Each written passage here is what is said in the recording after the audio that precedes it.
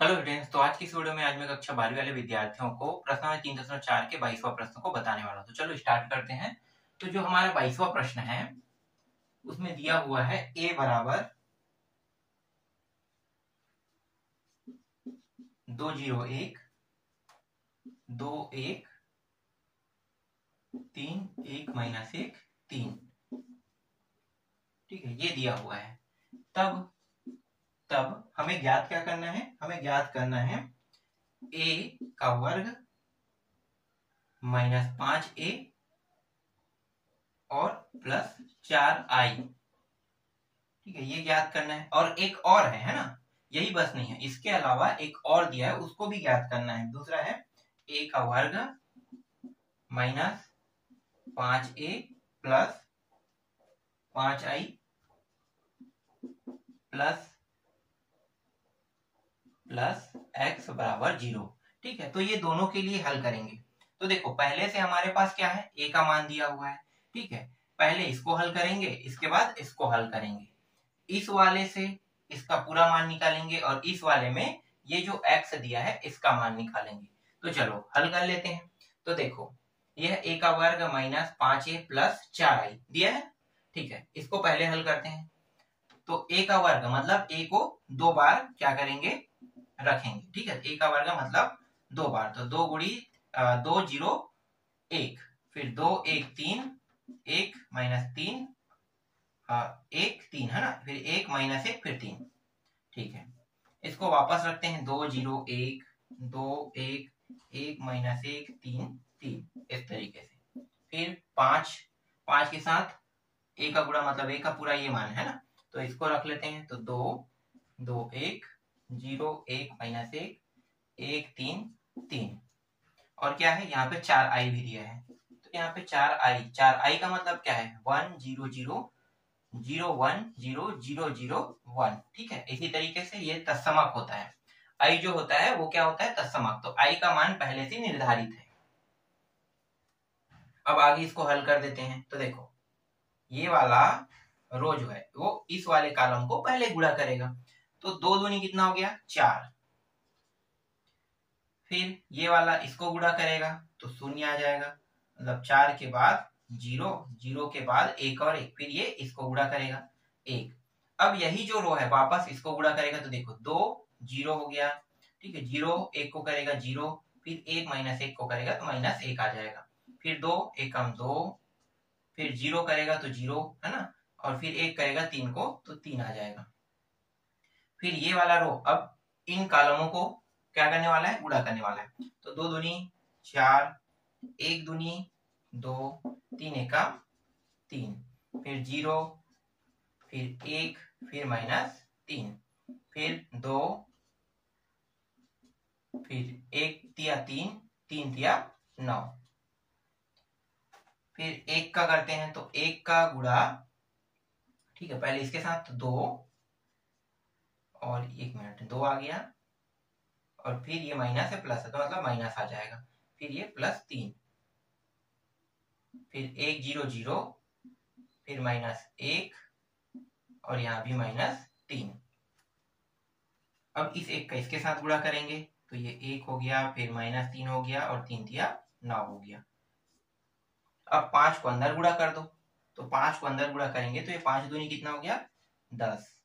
ठीक है, ये भी 10 और ये 5, फिर 0 5 माइनस 5 5 5 तिया 15 5 तिया 15। ये मान हमें 5 का गुणा करने के बाद प्राप्त होगा। ठीक, अब 4 का अंदर गुणा कर देते हैं इस वाले में। 4 एकम है ना, 0 0 0 4 0 0 0 4, इस तरीके से। अब एक साथ क्या करेंगे, सभी को ले लेंगे। पहले इनको सॉर्ट कर लेते हैं ना, तो इनके लिए यहाँ पे बगल में कर लेते हैं। देखो 4 और 1 कितना हो गया, 5। ये माइनस 1 आएगा और इसका आ जाएगा, फिर 5 आ जाएगा। फिर 4 2 3, 4 2 6 और 6 और 3 9। ये हो गया दोनों, ये दोनों कट जाएगा, फिर बचेगा क्या, 3। यहाँ पे माइनस 1 होगा, ठीक है, वहां पे ले लिया। फिर इसको घटाएंगे तो फिर माइनस 2 बचेगा, और इनको जोड़ेंगे तो माइनस 4 हो जाएगा। ये ऊपर वाला 5 हो गया, ये हो गया 11 और 3 कितना हो जाएगा, 14, और 1 को घटा देंगे। पहले इसको जोड़ लो, 9 1 10, 10 में 3 घटाओ कितना आएगा, 7। सीधा 7 लिखो इस तरीके से। फिर ये माइनस वाला और प्लस वाले मान को जैसा वैसा उतार देंगे। तो 10, 0, 5, 10, नीचे में 5, 5, फिर -5, 15 और ये 15। ठीक है, अब प्लस वाला लिखा 4, 0, 0, 0, 4, 0, 0, 0, 4 इस तरीके से। ठीक, अब क्या करेंगे, सभी को एक साथ ना जोड़ देंगे। देखो ये हो गया 5, यहाँ पे क्या है, ये माइनस में है, तो जो प्लस में रहेगा उसे माइनस में लिखना है, माइनस में रहेगा वो प्लस में रहेगा, हो जाएगा ना। तो माइनस है तो -10 यहाँ पे लिखो, और ये +4 है। इसी तरीके से -1, फिर -0 और यहाँ पे +0, फिर 5, फिर ये -5 और ये रहा +0, फिर 9, ये वाला -10 और ये वाला +0, फिर -2, फिर -5 और ये +4, फिर कहाँ तक हो गया, 9 नहीं 2, 5 और ये 4 तक हो गया। अब 14 वाला बचा है, 14, फिर -15, फिर +0, फिर 3, फिर 5, ये माइनस में होगा है ना, क्योंकि ये प्लस में तो माइनस में, फिर ये +0, फिर 4 को देखो -4, फिर माइनस माइनस ये क्या हो जाएगा, प्लस हो जाएगा, +5 और ये +0, फिर 7, फिर -15, फिर +4 इस तरीके से। ठीक, अब इनको हल कर लेते हैं। देखो ये दोनों जोड़ेंगे तो कितना हो जाएगा, 9 और ये 10 है तो -1 आ रहा है यहाँ पे, ये भी क्या होगा, यहाँ भी -1 आ रहा है और ये दोनों कट गया तो ये कितना होगा, 0 हो जाएगा। देखो यहाँ भी -1 आ रहा है, ये 4 जो है इसमें घटा देंगे तो -3 आ जाएगा। ठीक है, 5 2 7, तो 7 हो गया, और ये प्लस में है, ये दोनों माइनस माइनस में जुड़ गया, तो 7 में 4 घटाओ कितना आ जाएगा, -3। फिर यहाँ भी देखो -1 आ रहा है, और यहाँ पे -2 आ रहा है, यहाँ पे +1 आ रहा है, और ये हो जाएगा, घटा देंगे ना तो ये 11 में मतलब 15 में 11 घटाओ तो -4 आ जाएगा। ठीक है, तो जो ए वाला है इसका मान कितना आ रहा है, इतना आ रहा है। तो देख लेते हैं मिला के एक बार। देखो ये सही है, ये भी सही, ये भी सही है, फिर ये ठीक है, ये सभी मान क्या है, सही यहाँ पे हमें प्राप्त हुआ। ठीक है, तो अभी जो हमने मान निकाला वो किसका मान है, इसका है, a का वर्ग -5 प्लस 4i का मान है। ठीक है, कितना आया, ये आ रहा है। अब इसको मिटा देते हैं, अब इसके मान को निकालते हैं। ठीक है, तो देखो इसका मान निकालना ज्यादा कठिन नहीं है, आसानी से इसे निकाल सकते हैं, बहुत ही आसानी से। करेंगे क्या, यहाँ पे इसे उतार लेंगे। ठीक है, तो चूंकि a का वर्ग -5a प्लस 5i, 5i को कैसे लिखेंगे, 4i लिख सकते हैं, 4i और फिर +i, फिर ये रहा आपका x। ठीक है, बराबर 0। तो हमारे पास इस पूरे का मान है, देखो कितना है, इतना है ना। तो ये शॉर्टकट तरीके का उपयोग करेंगे, तो इसके मान को यहाँ पे रख लेंगे, क्योंकि अभी जब हमने हल किया ना तो इसका मान निकाले, इसका मान इतना है, तो इस पूरे के जगह में इतना रख सकते हैं, तो रख देते हैं। तो देखो यहाँ पे हम लोग रखेंगे -1, -1, 0, फिर -1, -3, -1, -2, 1, -4।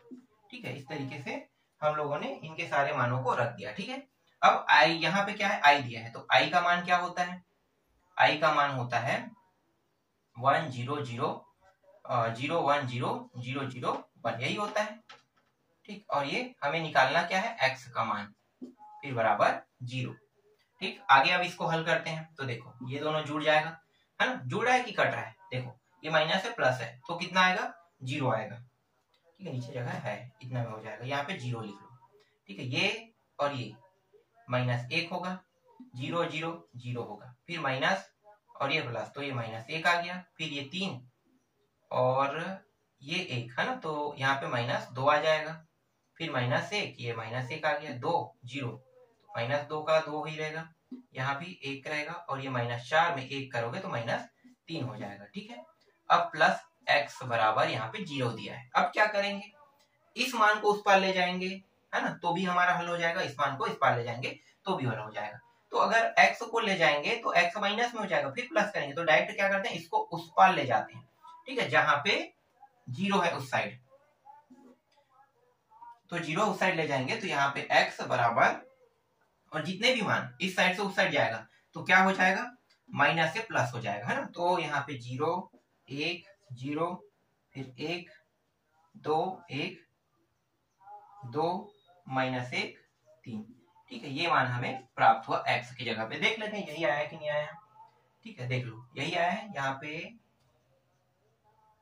-3। एक मिनट देखते हैं, 0 1 0 ठीक है, 1 2 3 ठीक है, 2 फिर -1 -3। यहाँ पे -3 का जिक्र किया है यहाँ पे, तो यहाँ पे -3 तो नहीं आएगा। देखो यहाँ पे कुछ गलती हुआ है ना, बुक वाले ने यहाँ पे माइनस ले दिया, तो यहाँ पे प्लस ही आएगा, क्योंकि यहाँ पे अगर देख लो ये क्या है, माइनस है, घटाओगे तो माइनस आएगा, अगर उस पर ले जाओगे तो प्लस हो जाएगा, है ना।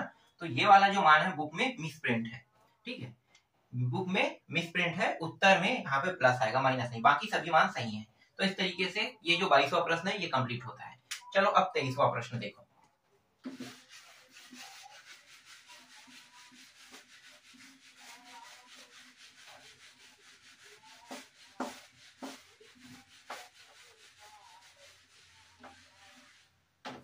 तेईसवां प्रश्न मैं यहाँ पे पढ़ देता हूँ, आपको ये प्रश्न आपको दिखाई देगा, है ना।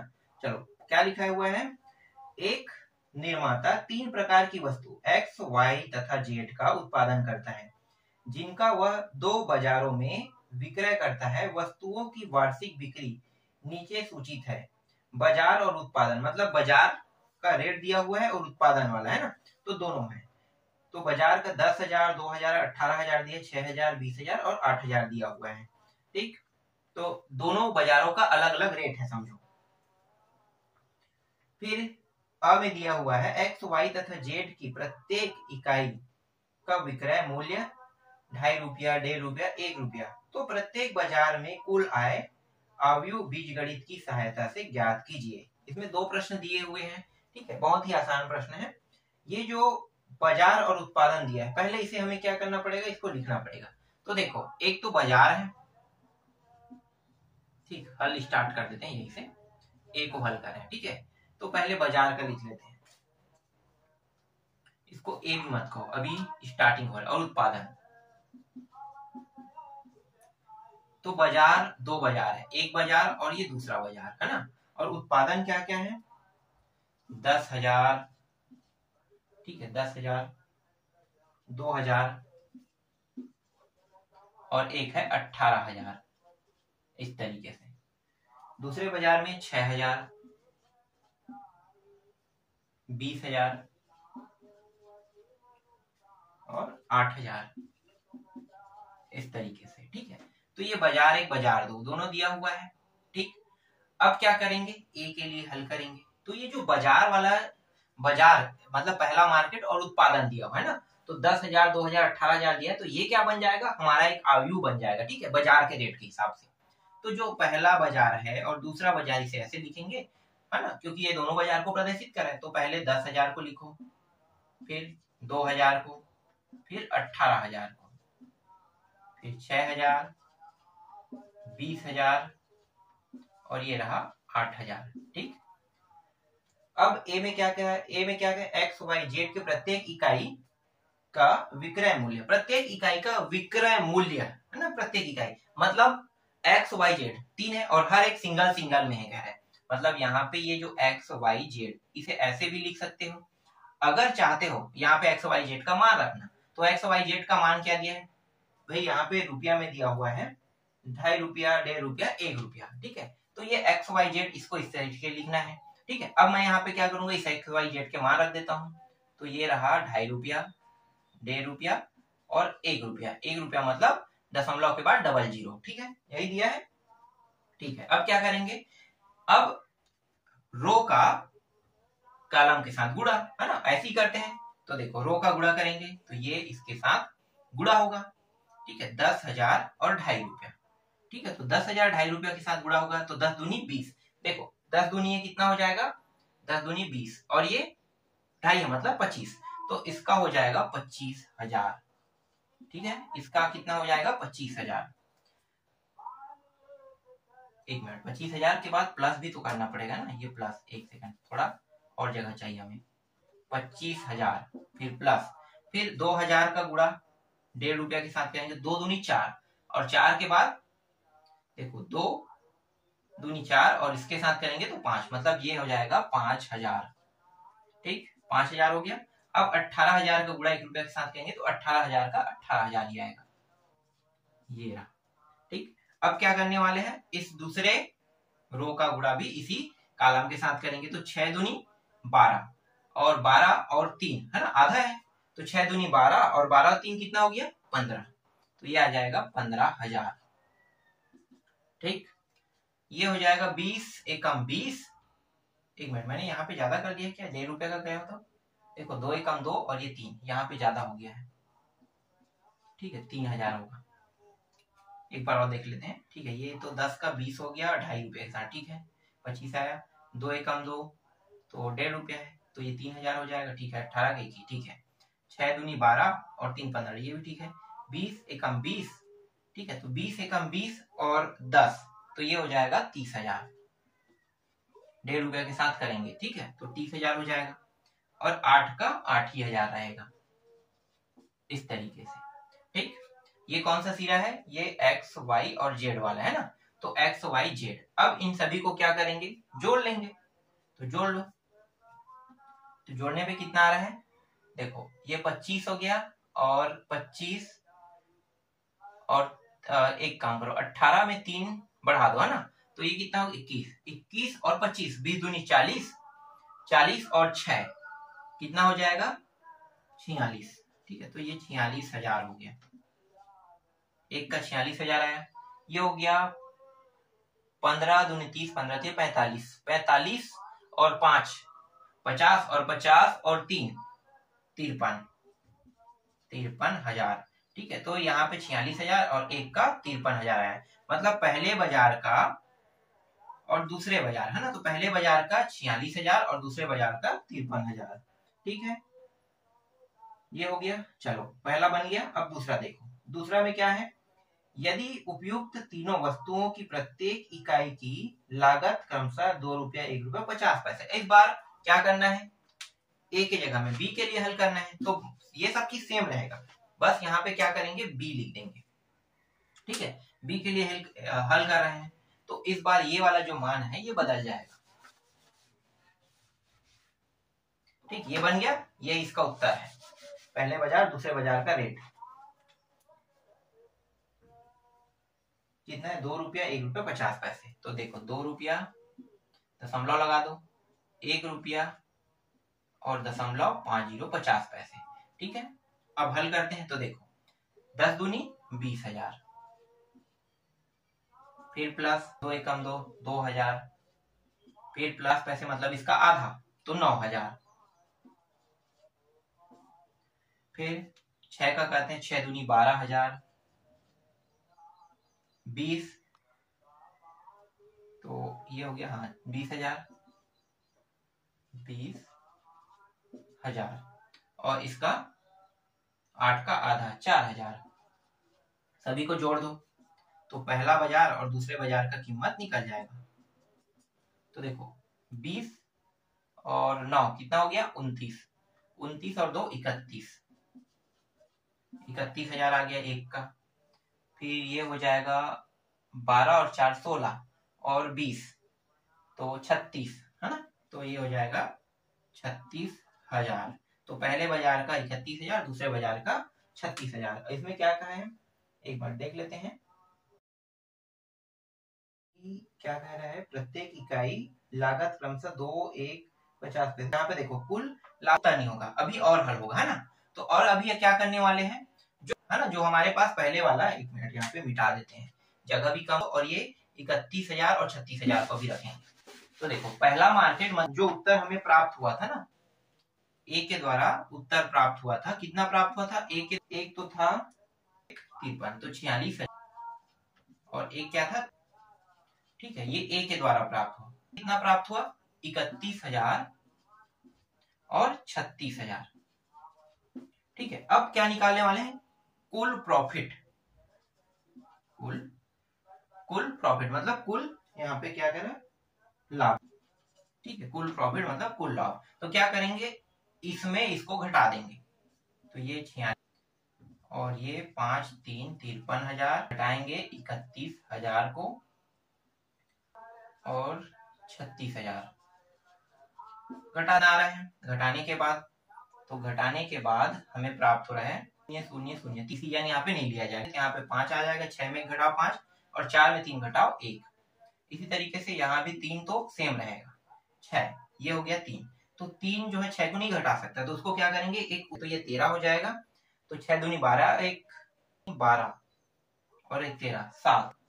ठीक है 7, ये कितना हो गया, 5 में 17,000। क्या करेंगे, ये जो मार्केट और दूसरा मार्केट, अब इन दोनों के मानों को क्या करेंगे, जोड़ देंगे। ठीक है, दोनों को जोड़ देंगे, तो ये हो जाएगा 15,000 मार्केट 1 और प्लस मार्केट 2, दोनों को जोड़ दो तो 17,000।